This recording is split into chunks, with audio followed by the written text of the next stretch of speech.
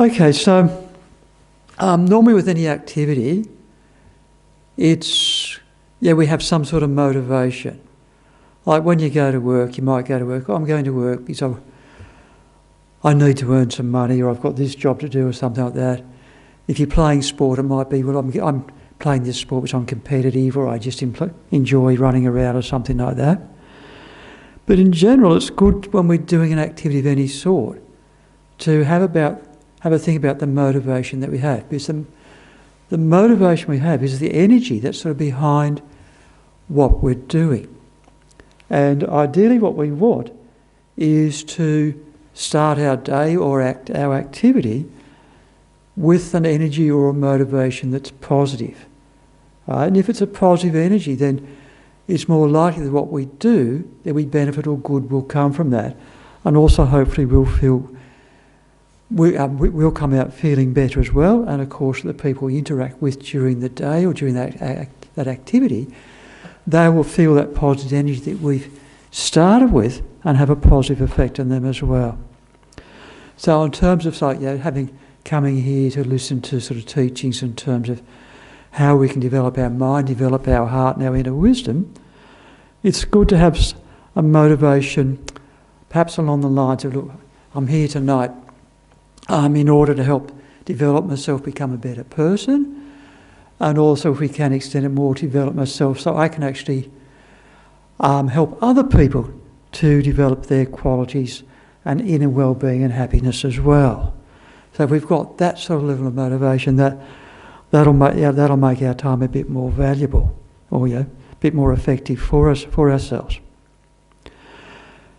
Now, last time I talked about how, as human beings born in a place like Australia, we have a lot of good fortune and we have a lot of freedom in terms of being able to do practices to help us in terms of our inner development or our spiritual development, if you like. And that's something that's quite rare and precious, because not everyone who's born on this planet has that opportunity. There are lots of society where opportunities or freedom to do what you like are fairly restricted. And I must admit, I was watching on TV last night a doco about the spice trade in Madagascar, and with Joanna Lumley, and some of you might have seen it. But what was interesting, she was talking to a group of women and saying that in Madagascar, the life of the women is they've got very limited freedom because there's expectations that they will be impregnated, have a bunch of kids, and it's their jobs to look after the kids while the husbands can sort of do what they like. And the husbands may or may, the men will tend to come and go and may or may not provide adequate money for them, but the men can go and party and do dances and all that sort of stuff. And the women are highly, highly restricted so there's quite a strong lack of freedom for them in terms of that. So in Australia, life's, hope for most people, is a little bit different to that, or better. But we're looking, but we do have this amazing fortune of freedom to be able to use our life or direct our life to a large extent the way that we want, and hopefully our work on developing qualities as we progress through life.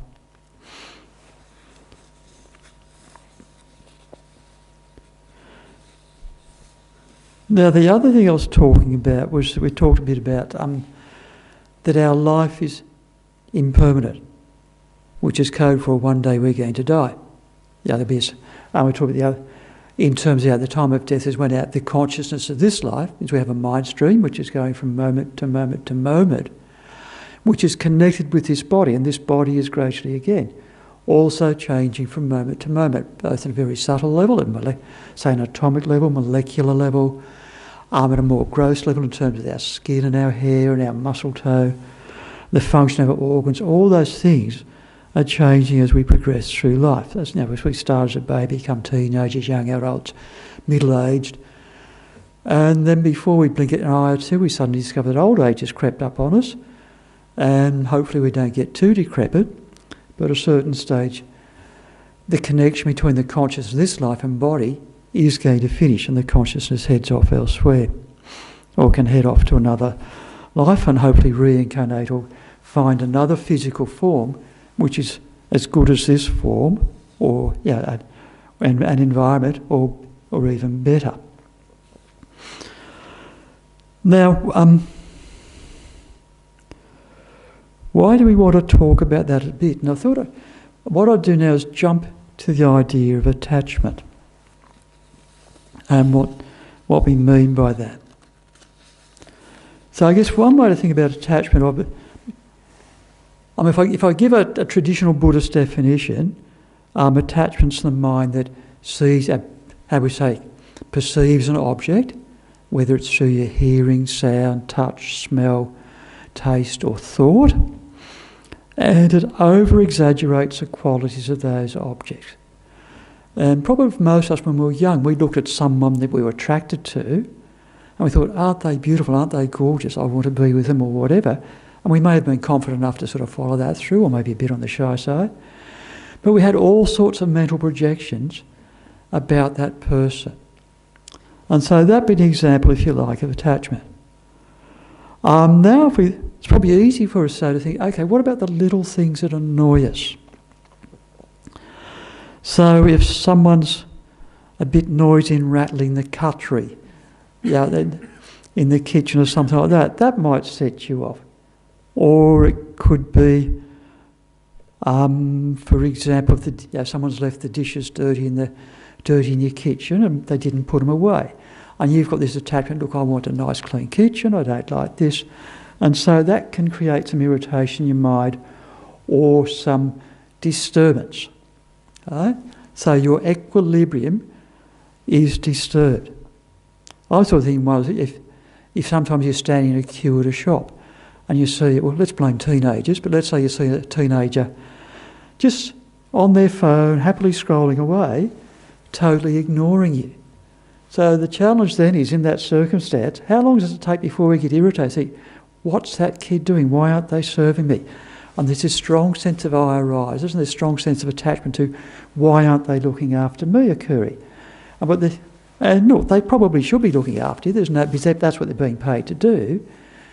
But the point is, the effect on us hasn't been good.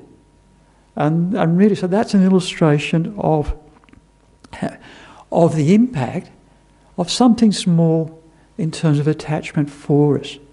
Because we've got this certain expectation about how things should be, and it's a sort of, a slightly rigid, inflexible expectation. And so when a circumstance comes up that challenges, the openness of our mind or the evenness or calmness of our mind, we tighten up and we can get indignant, we can perhaps even get angry.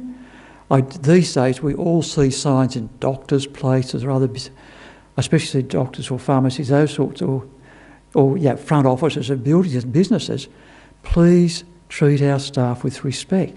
They're not here to be yelled at by you.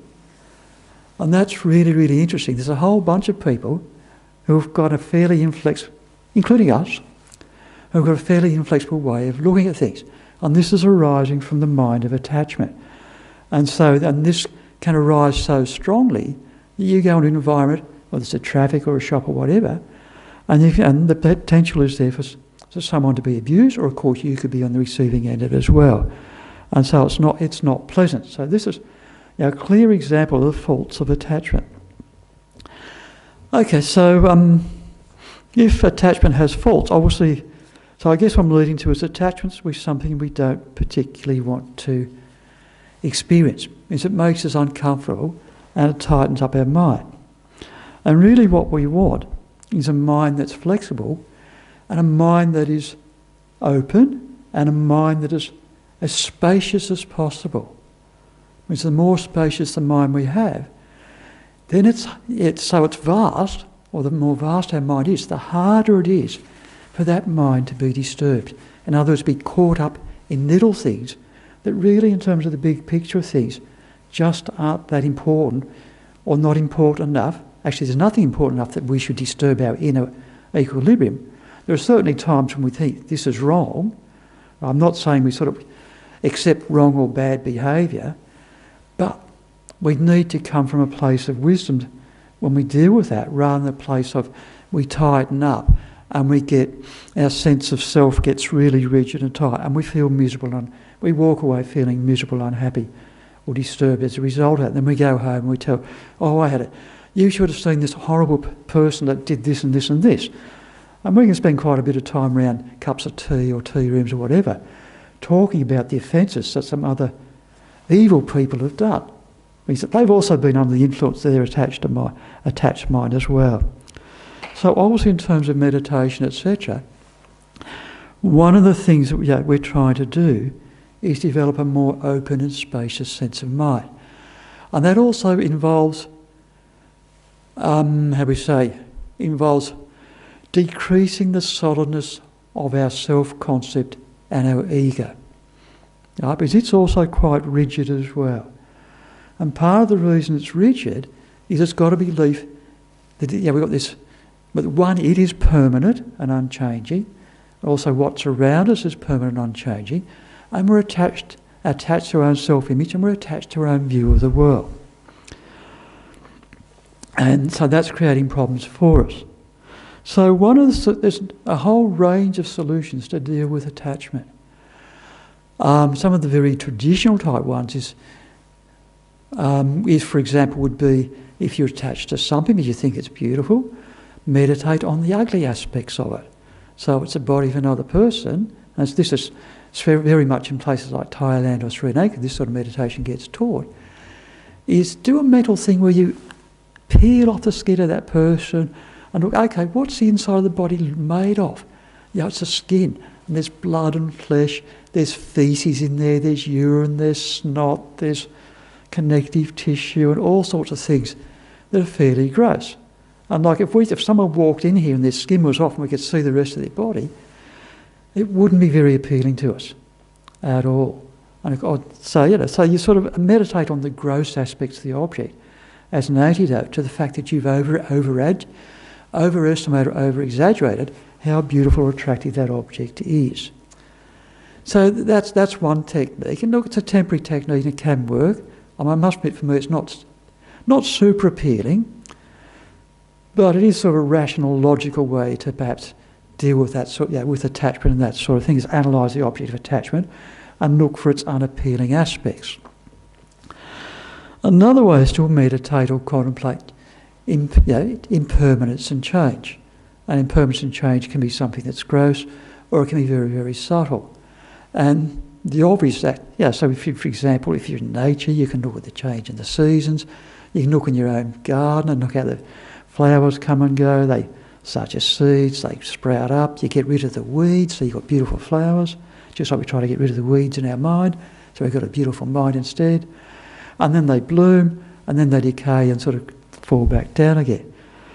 And of course, so we can look at the rhythm of life in terms of nature. In terms of our pets, we see our pets tend to have a shorter lifespan than us. And when they're young, they're incredibly cute, they're ball of fluff, they're great fun. They bounce around, gives us lots of joy and affection, hopefully. They don't crap too often, where they shouldn't, or ruin your carpet or your furniture. Then they grow older, they chill out a bit more, become a bit more slow, but hopefully they're still pleased to see you. But then eventually they start to struggle to get around, and your dog or cat or whatever, the rabbit, whatever the pet is, gets to a point where you're looking after it in terms of palliative care situation. Eventually it dies, and that's sort of a sad moment for the family, and you have a little ceremony perhaps and bury it. But that's sort of again part of the rhythm of life. But also we're part of that rhythm of life as well. And so if we meditate or contemplate the fact that for us, we are going to die one day, that's definite. We're not sure when that'll occur, but it will occur. That can help us to loosen up that mind of attachment, or that strong grasping sense of strong grasping at a self that we have in our heart. So although from one point of view it's a very uncomfortable thing to talk about, it does have a lot of value for us if we're comfortable to do that. Now, I'm not saying you should try and terrify yourself so you've thought about so much you can't sleep. But it's more from the point of view, it does create it helps to set our priorities in life better. In other words, what's important, what's not important. And it also perhaps can make us think, look, where should I be putting my energy in this life towards, or what should I be directing my energy towards? And we could use the word, look, do I want to have a meaningful, a good, worthwhile, meaningful life? And at the end, when I look back in my life, or other people say, what was this person's legacy? How do we want that to look? And sort of thinking about death a bit can help us think along those lines. So we then think, okay, what's important? So, for example, when I go to work today, or when I work today, would it have been important for me to say, oh, I want to go to work today because now I can earn this amount of dollars, which is what I need because I want to buy this or that, or I'm going to work hard because I want to chase this promotion or whatever? Or do I go to work and thinking, look, I want to go to work today because I'm going to try and benefit the lives of the people I'm with, be a positive influence whatever way I can, and do something along those lines. And by the way, I will pick up some money, and perhaps I might pick up promotion whether I want it or not. That sort of thing.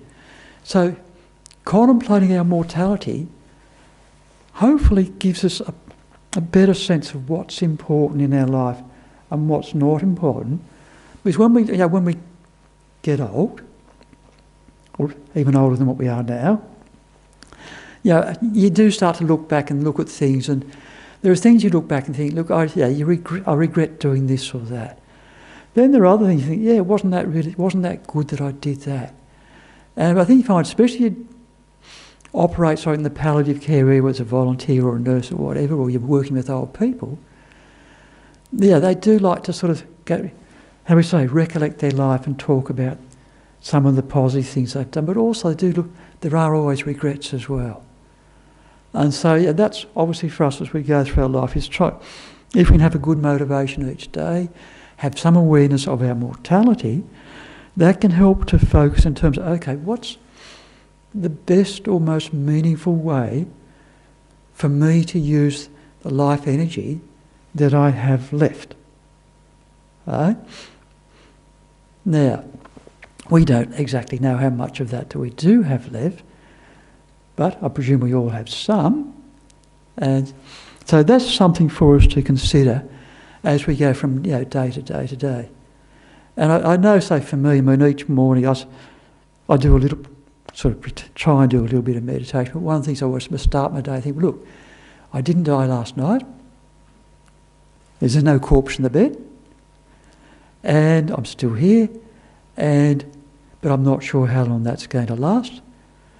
And how am I going to use today? So I think I try and generate a little bit of motivation that can I use today to some help, develop myself in terms of my own good qualities, develop a better good heart, develop a bit more wisdom, trying to reduce the amount of attachment and anger, etc., and try and be a little bit helpful to others. Do I succeed? Not much. But at least I sort of keep trying to plot along with that. And I know if, week in, week out, month in, month out, then gradually over time there is some sort of change in terms of how I interact with other people, how I deal with difficult situations, those sorts of things. So I think there's some things there. I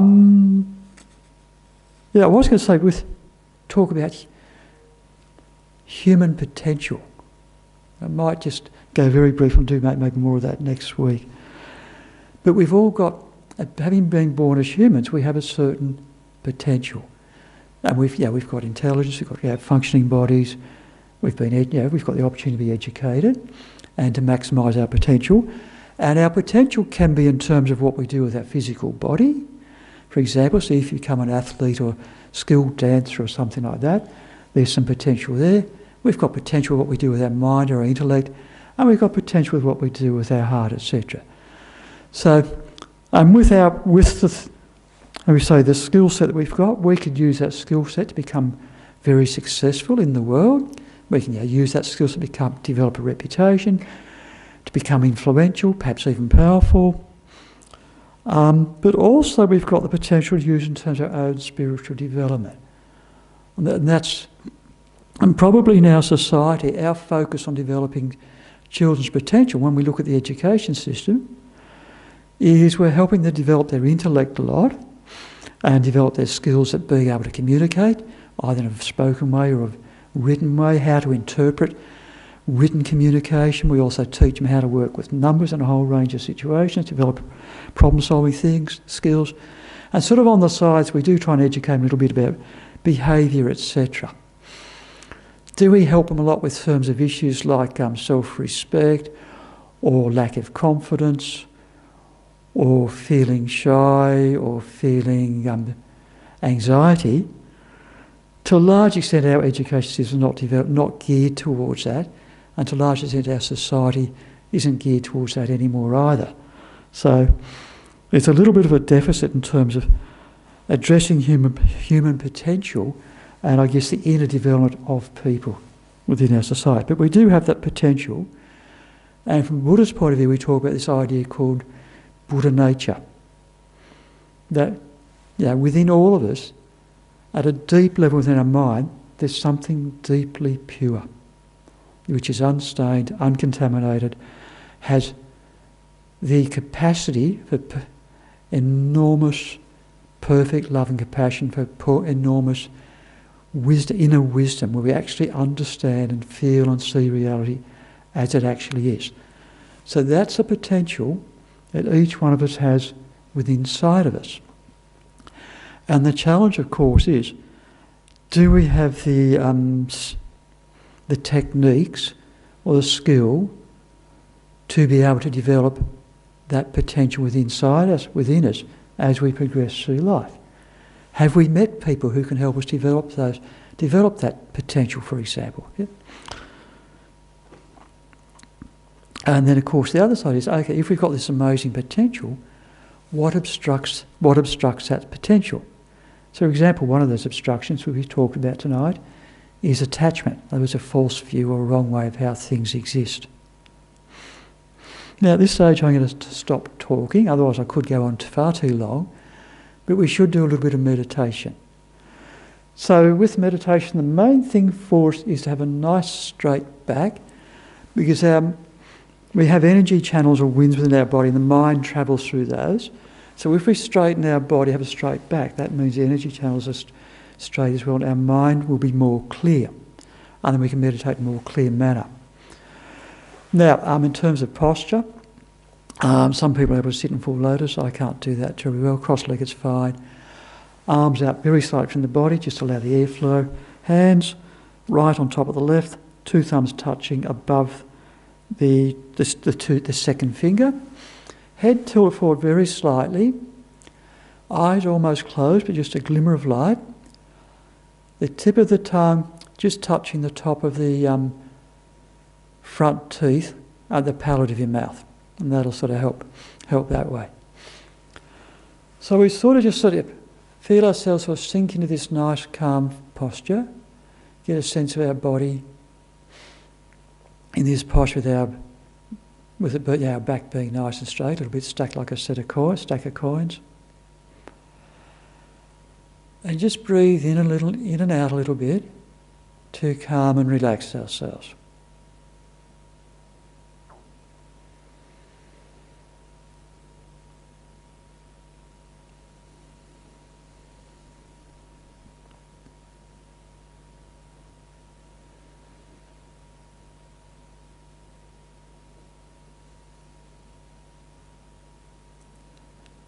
So just to help ground us and get us in contact with our body, we'll do what we did last week, which we'll just do a scan through the body, starting from the toes and feet, tensing them up and relaxing them, just to let go of any tension energy that might be in each one of those parts of the body.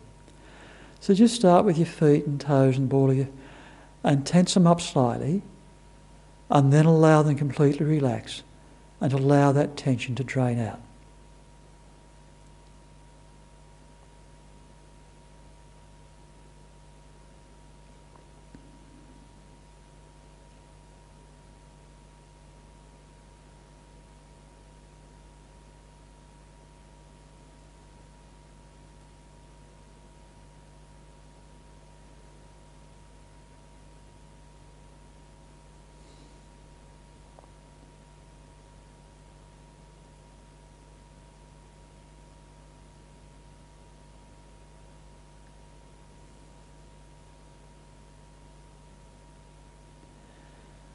Then we'll move to the ankles, and again sort of just tense up the ankle and maybe the heel area, allow it to relax and allow the tension to completely drain out.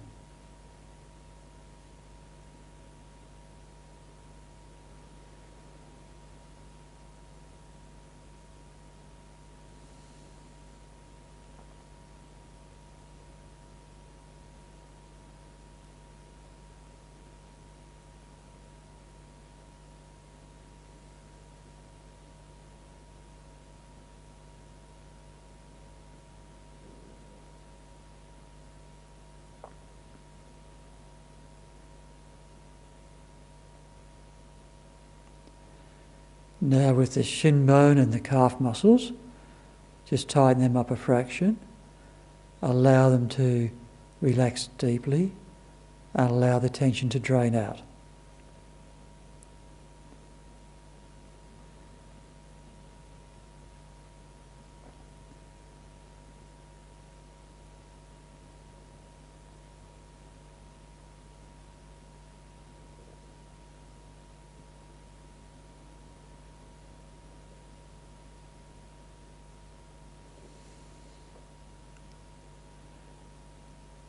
Okay, now feel the tension and hardness in your knees and just allow your knees to soften and the tension to drain away.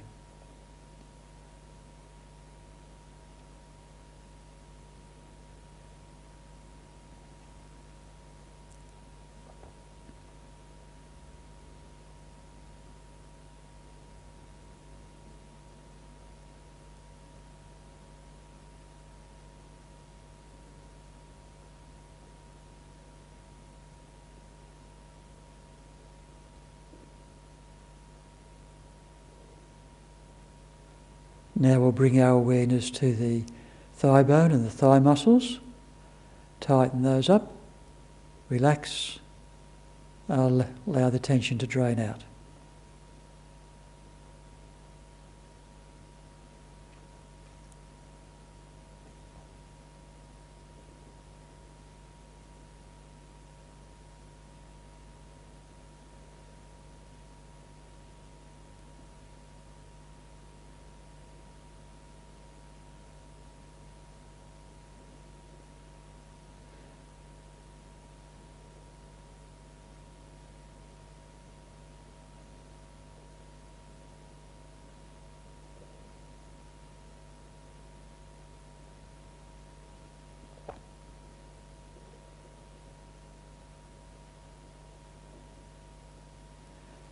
Now move your awareness to your hips and your buttocks.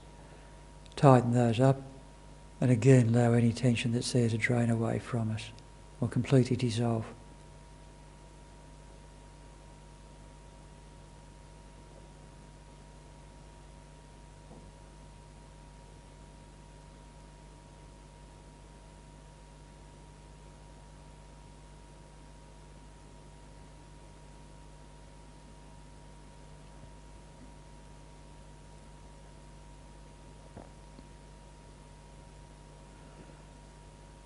Now move your awareness to the abdominal cavity. Again, we can tighten up that section of our body and allow it to completely and utterly relax.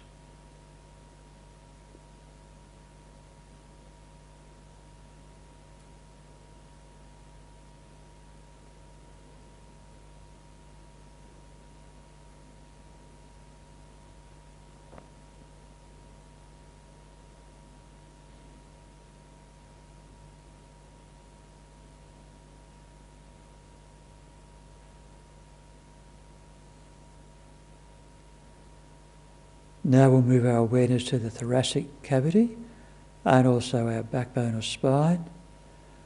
Tense it up a little bit and then allow it to relax. And if there's any darkness or pain anywhere in the spine, allow that to dissolve away as well. So you've got more feeling of a sense of light there.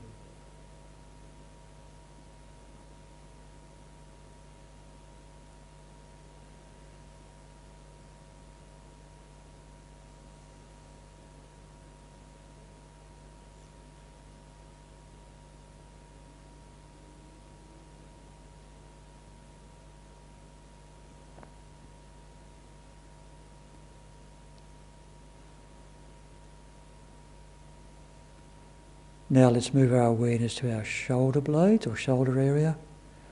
Tense them up a little bit. Allow them to completely drop so any tensions there completely dissipates or dissolves away.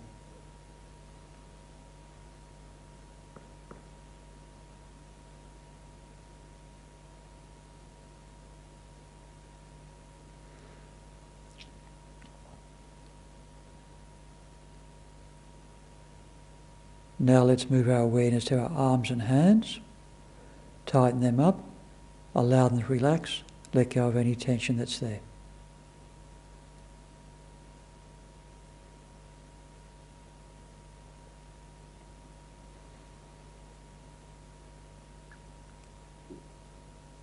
Now let's finally move our awareness to our neck and our head and our face. Again, be aware of any tension that's there and allow that tension to completely dissolve and drain away.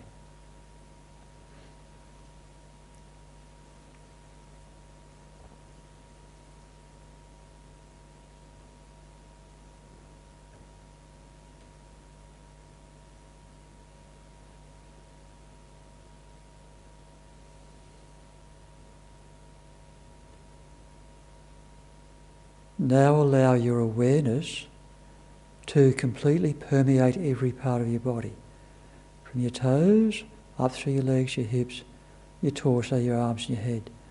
So you've got awareness of your total body. You're physically grounded and your body is feeling light.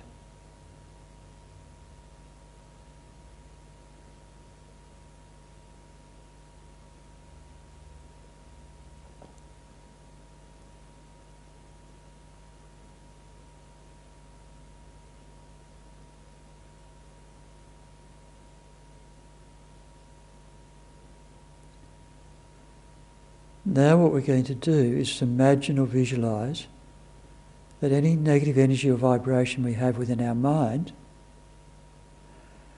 we imagine that as dark smoke. And what we're going to do is let it coalesce at our heart and then breathe it out of our nostrils. And that smoke, that dark smoke will then leave our nostrils and go out beyond the universe and completely disappear, not to come back again. So we'll do that on the out-breath. And on the in-breath, we'll imagine white, cleansing, healing light, full of love and wisdom, that enters through our nostrils and completely pervades our body and mind, filling us with joy and happiness and a clarity of mind. So we'll do that for about 9 rounds of breath. So on the out-breath, imagine the dark negative energy within our mind gathers at our heart and then leaves out through our nostrils. And on the in-breath, we have clear wisdom, healing, compassion, light coming in, filling us with light and warmth and joy. So we'll do that for 9 rounds of breathing. Just take your time slowly and don't force it. Just gentle.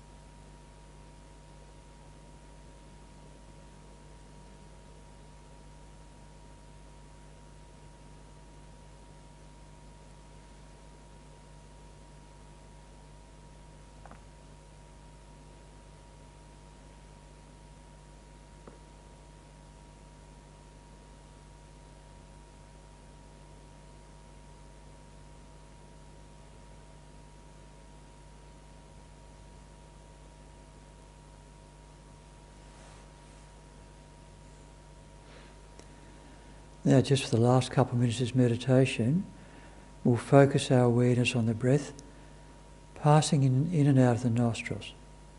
Now, with our breathing, just be aware that we're breathing from our tummy rather than shallow breathing, so the abdomen's, the diaphragm's moving up and down, and the abdomen in and out. And we just focus on the sensation of the breath passing in and out at the nostrils. And if any thoughts arise, we just allow them to come and go. We don't get involved in them. If we do get involved, we just let go of the thought and back to our focus on the breath. So we just do that for the last about 2 minutes or so.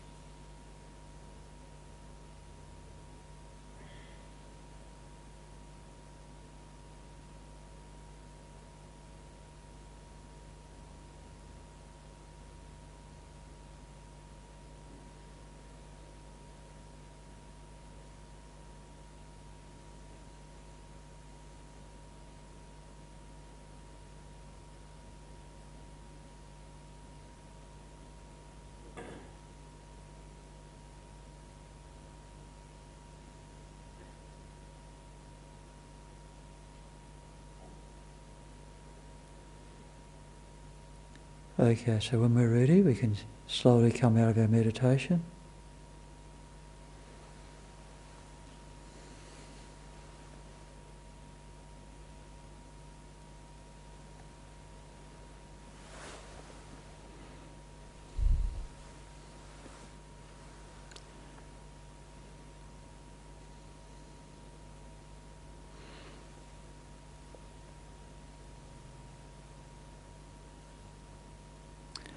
Okay, so now it's the time of night if anyone's got any questions or comments or anything you want to ask, but if you're way over there, I'm a bit on the deaf side, so if I have trouble hearing, please be patient with me.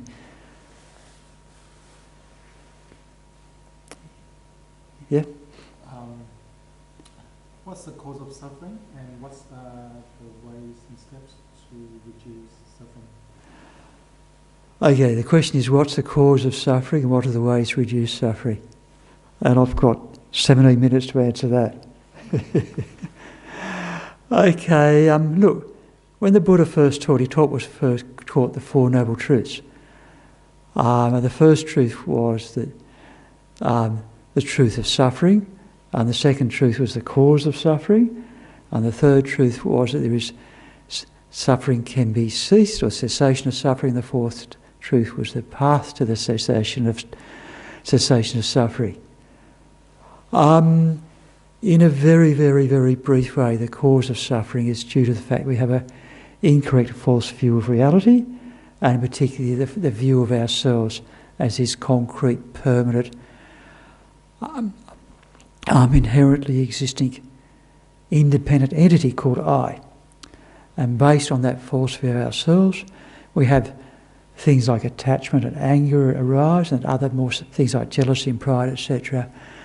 And we create actions, and because these actions come from a delusion or disturbed state of a mind, They are negative actions. They they create a negative vibration imprinted in our mind stream, which we use the word karma, if you like, and that'll then ripen as suffering in a future life or a future.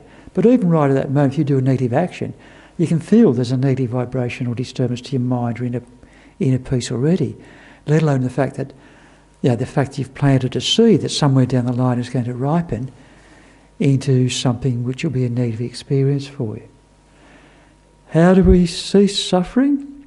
We have to develop an understanding of the nature of reality. And the technical word that's used in Buddhism, the English word will be emptiness, the Sanskrit word will be shunyata.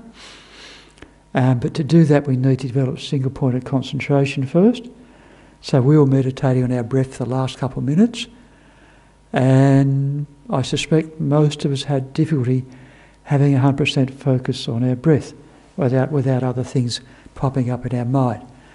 So if we can develop a strong, concentrated mind, then we can develop, do the analytical processes where you analyse, okay, what is the I that appears to me? Does it exist the way it appears to me, or doesn't it? Is it one with my body or one with my mind, or is it something that's superimposed on top? So there's a whole bunch of different analyses that we can do. So what we start with is a conceptual, develop a conceptual understanding of this idea of emptiness. And when I say emptiness, I'm not talking about non-existence, but we're talking more emptiness of how our I, of the way the I appears actually not existing that way. So a little bit, if I give the example of mirage, if we see mirage in the desert, we might look at that object and think, oh, we believe that's water. And because of that belief, we then do certain actions. So at the moment for us, our life in many respects is like an illusion. And we've got this belief of this permanent, independent, inherently existing I. And so what we're trying to recognise is this is actually false. So we do that on an intellectual, analytical level first, through a lot of analysis, and through a lot of practice over a long time, that understanding will become deeper.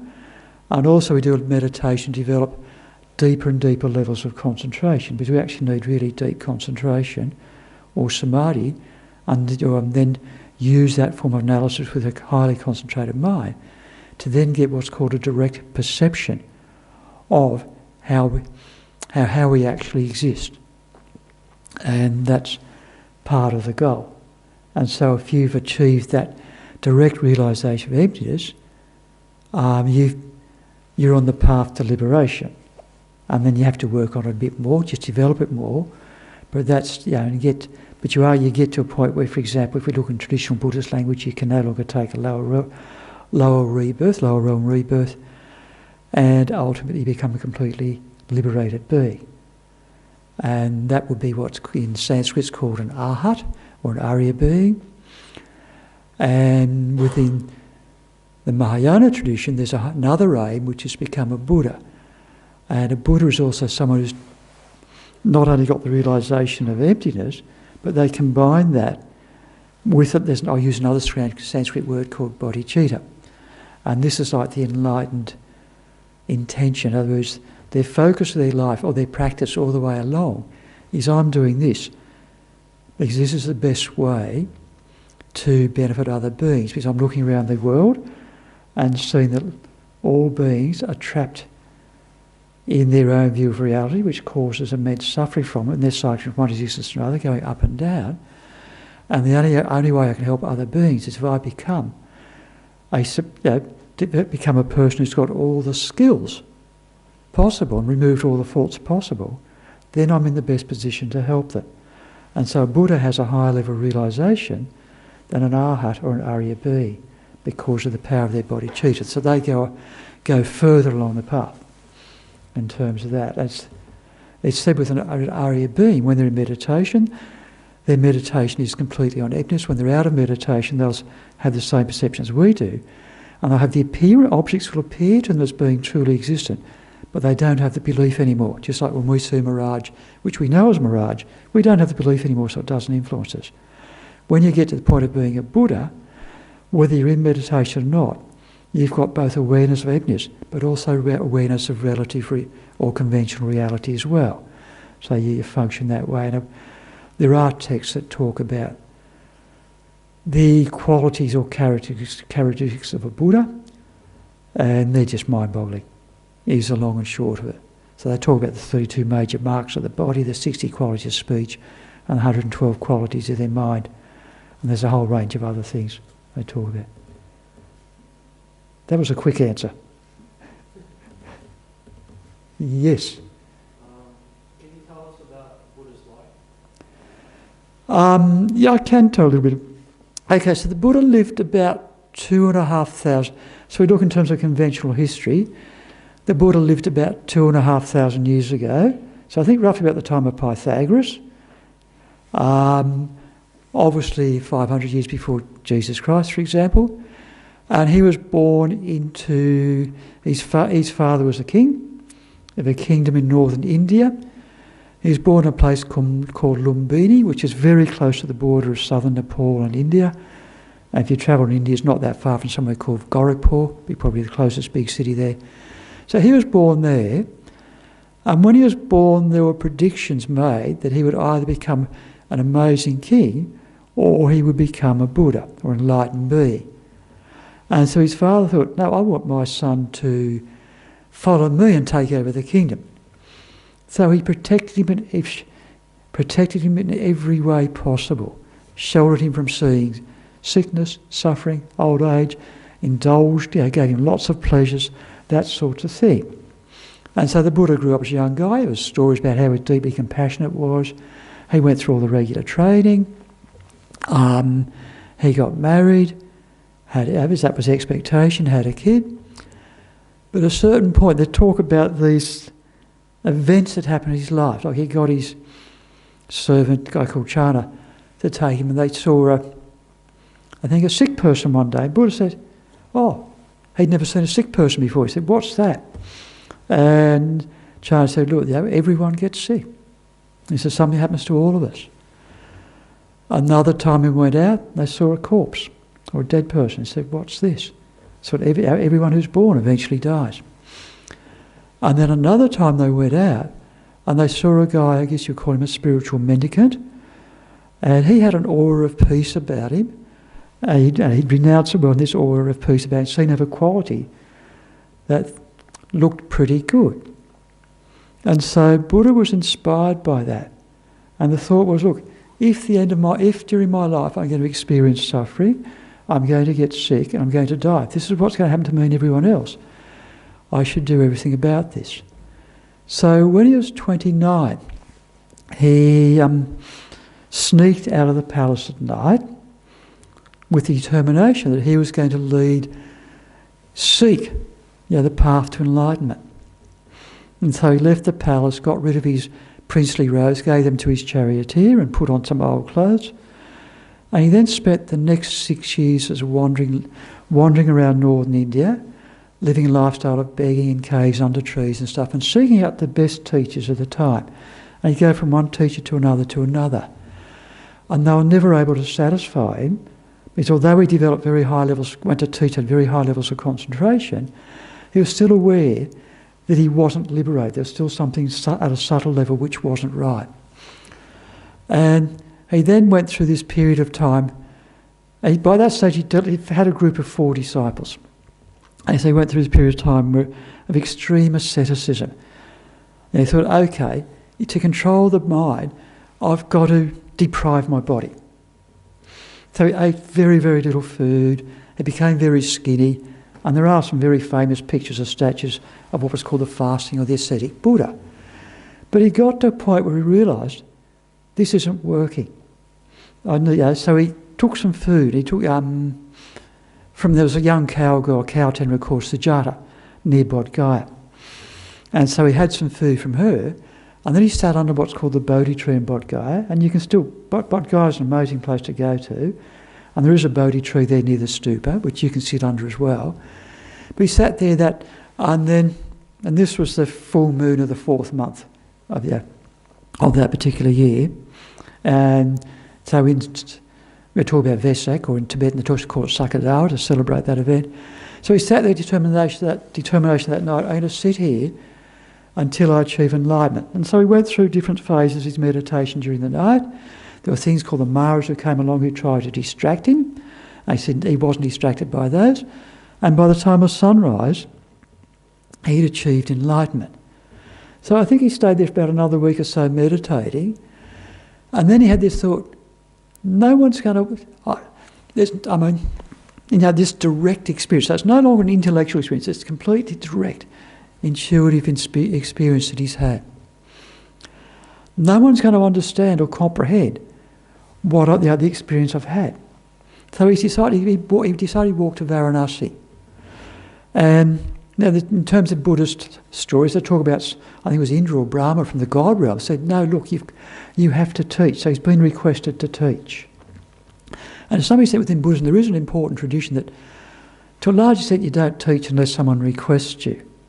I mean, there are some exceptions to that, but that tends to be the tradition. So what happens, he ended up in Varanasi, where he ran into his previous 4 disciples. And I think they could see he transformed. And so he taught, and he gave what was called the first turning the wheel of Dharma. And this is he's like 36 years old at this stage. And this is where he taught the Four Noble Truths, which I sort of outlined very briefly before. He then spent about the next, 45 years wandering around northern India, teaching, until he passed away in a town called Kushinagar when he was 81 years old.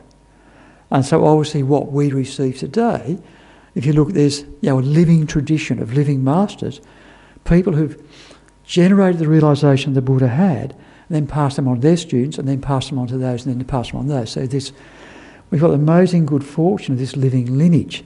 And so you find within Tibetan practice, like if you hear a Tibetan Lama teach, they'll talk about when they begin a teach, say, look, I got this teaching from such and such a person. So they're talking about the lineage.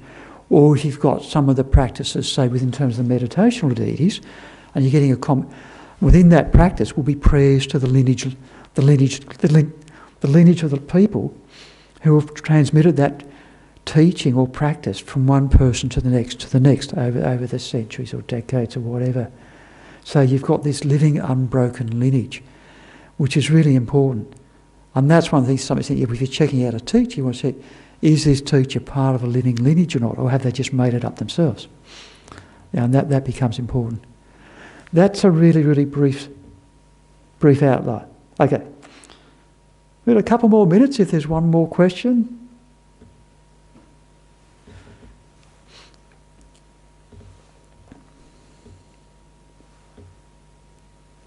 Now you've all gone quiet.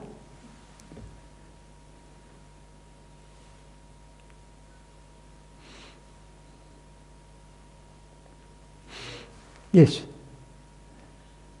What did the Buddhists teach about grieving and dealing with the loss of a loved one? Grief. Okay, question is, what did Buddhism think about grieving and the loss of a loved one? Look, I guess there's a couple aspects to that. Obviously, because impermanence, loss is a natural thing.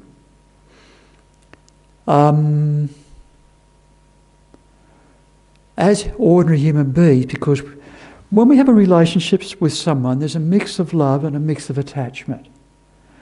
The love, and I'm going to give some technical definitions here, is the wish for the other person to experience happiness. No? So your relationship with that's from that point of view. Attachment is, will this person give me happiness, or can I get happiness from this person? So they're two sort of opposite emotions to some extent.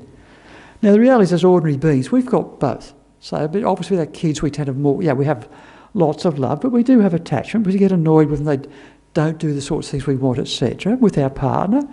Sometimes we manage to spend our lives staying with them, sometimes we don't. And again, there's a mix of love and attachment there. So the attachment is going to cause us some of the pain of grief. There's a loss. There's like a physical sense of loss, isn't there, when we lose someone. When you look at someone as a highly realised person, I remember Lama Yushi, for example, who's he's a picture of the Lama on the right up there. When one of his teachers, Kapsy Trijang Rinpoche, died, which was way back in about 1982, I think it was, yeah. He shed a lot of tears. But I don't think there was attachment. It was more, just he's this amazing being who could help other beings, who was no longer had with us to help other beings. So, I mean, for us, grief is part of the process of dealing with loss. We've got to be super careful we don't suppress it. We do need to deal with it. I know in my case, I had a brother a long time ago who committed suicide. And when I got the phone call about that, I felt like I'd been hit by a bus or by a truck. It was really, really, a huge, huge shock. But what happened is, what I'd actually organised before was that this happened in December, and normally in those days I'd go away. I used to do a retreat the end of December and early January for a while. So what I found useful for myself is I went and did that retreat. But I spent a lot of time in the retreat is just sort of doing prayers for him and doing meditation on his behalf, and the positive energy that I was generating is dedicating towards that and sort of sending love from my heart towards him and trying to sort of help him in that way. And so by the end of that retreat, I'd reasonably well let go. I sort of accepted the loss. I sort of dealt with it in a reasonable manner. So things like the anniversaries and stuff that came up, they weren't particularly a big deal for me at that time. So that's some general ramblings. Is that any use? Okay, thanks. Okay, our time is up. So beginning we started with a motivation. In other words, let's have some sort of positive intent behind what we're doing. So now that we've finished, we've created some really good, nice, positive energy data, both through our listening, our thinking, our meditation, the questions, etc. Let's focus that towards a positive goal. Okay, so let's say, just sort of in our mind, dedicate the positive energy we've generated from today, that it becomes a cause both for our own happiness and well-being, both in this life and the future, for the development of all our positive qualities and the reduction of all our faults and negative energy, and also that may we develop ourselves to the point where we, as we progress through life, we become more and more beneficial in terms of our interaction with other people, so that we can bring joy and happiness to every single living creature or being, wherever we are, wherever they are.